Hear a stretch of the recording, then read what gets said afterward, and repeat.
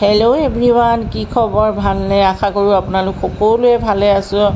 মই ভাল বেয়াৰ মাজতে আছোঁ। এই আপোনালোকৰ ওচৰলৈ এটা ৰেচিপি লৈ আহিলোঁ। যিহেতু বাদাম আৰু চাউল আৰু কিছুমান বস্তুৰ এটা লাড়ু বনাম। এইটো যিহেতু আপুনি খালোৱাও বনাই খাব পাৰি, লাড়ু বনাই খাব পাৰি। মই দুয়োটাই বনাম বুলি ভাবিছোঁ। গতিকে এইদৰে বাদাম এবাটি লৈ ভাজি লৈছোঁ ষ্টীলৰ কেৰাহী এখনে। যিহেতু বাদামটো আপোনালোকে ক'লা হ'বলৈ নিদিব, জাষ্ট ভাজি যাব যেন অকণমান সময় নমাই থোৱাৰ পিছত আপুনি হাতেৰে মোহাৰি দিলে যেন ধুনীয়াকৈ বাকলিখিনি এৰাই যায়, সেইদৰে বাদামখিনি ভাজিব। আৰু তাৰ লগতে আপুনি যি চাউলেই পায়, আপুনি জহা চাউল হওক, কেৰাতী চাউল হওক, বাচমতি চাউল হওক, আপোনাৰ ঘৰৰ সুবিধামতে নৰ্মেল ভাত খোৱা চাউল হ'লেও হ'ব। যিহেতু সুবিধামতেতো প্ৰতিটো বস্তু সময়মতে পোৱা নাযায়, গতিকে আপোনাৰ ঘৰত থকা বস্তুৰে আপুনি ধুনীয়া এটা লাড়ু আবেলি সন্ধিয়া সময়ত নাস্তা বনাই খাব পাৰিব। এইদৰে মই বাদামখিনি ভাজি লৈছোঁ। বাদামখিনি অকণমান যেতিয়া ফাটিব ধৰিব বাকলিবোৰ, আপুনি গম পাই যাব যে বাদামখিনি ভজা কমপ্লিট হৈছে।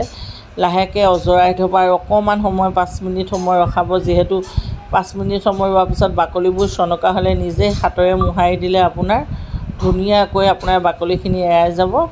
আৰু এইদৰে মই বাদামখিনি ভাজি গৈছোঁ। আৰু আপোনাৰ বিশেষকৈ গৰমটো খুব বেছি, আৰু সন্ধিয়া আলহী আহিলে হাতৰ ৰন্ধা এটা খাই ভাল লাগে। এয়া চাউল চাওকচোন, জহা কেৰাতিটো মোৰ ওচৰত আছিলে। এইদৰে বাতিত এবাটি চাউল লৈছোঁ। এতিয়া এইদৰে চাউলখিনি কেৰাহীত আপুনি ধুনীয়াকৈ দি ভাজি যাব ব্ৰাউন নোহোৱালৈকে। চাউলৰ গুড়িটো যিহেতু আমি চাউলৰ গুড়িতেতো যথেষ্ট পৰিমাণৰ বস্তু বনাই আমি খাওঁ। যিহেতু মই ফাৰ্ষ্ট টাইম বনাইছোঁ, আৰু এই ভিডিঅ'টো মই এদিন শুনিছিলোঁ কাৰোবাৰ মুখত, আৰু এদিন মই ভিডিঅ'টো চাই থৈছিলোঁ। যিহেতু মই বনাম বুলি ভাবিলোঁ, কিন্তু আজি ফাৰ্ষ্ট টাইম বনাইছোঁ। কেনেকুৱা হয় নাজানো, কিন্তু আপোনালোকে চাই যাওক মই কিদৰে বনাইছোঁ। সন্ধিয়া সময়ত খাবলৈ অতি উপযোগী। আৰু যিহেতু গৰম বন্ধ, আলহী মোৰ ঘৰত যথেষ্ট পৰিমাণৰ আলহী, তাকেই বিভিন্ন ধৰণৰ নাস্তা যি পাৰোঁ তাকে বনাই খুৱাওঁ বুলি ভাবিছোঁ।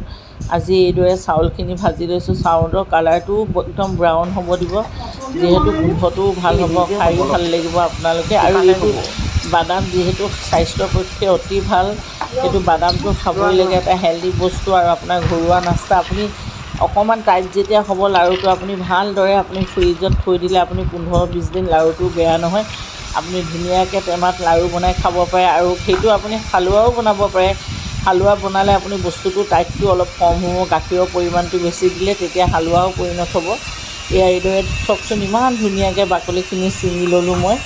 বাকলিখিনি এৰাই লোৱাৰ পিছত আপুনি ধুনীয়াকৈ এইদৰে চাউলৰ কালাৰটো দেখিছে নহয়, ইমান ধুনীয়া চাউলৰ এটা কালাৰ হৈছে।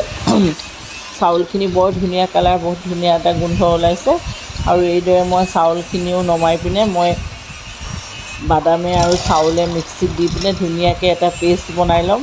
কিন্তু বাদামৰ পৰিমাণটো অকণমান বেছি হ'লে, চাউলৰ পৰিমাণটো যদি অলপ কম হয়, তেতিয়া পেষ্টটো একদম ধুনীয়া হালোৱাৰ দৰে হয়।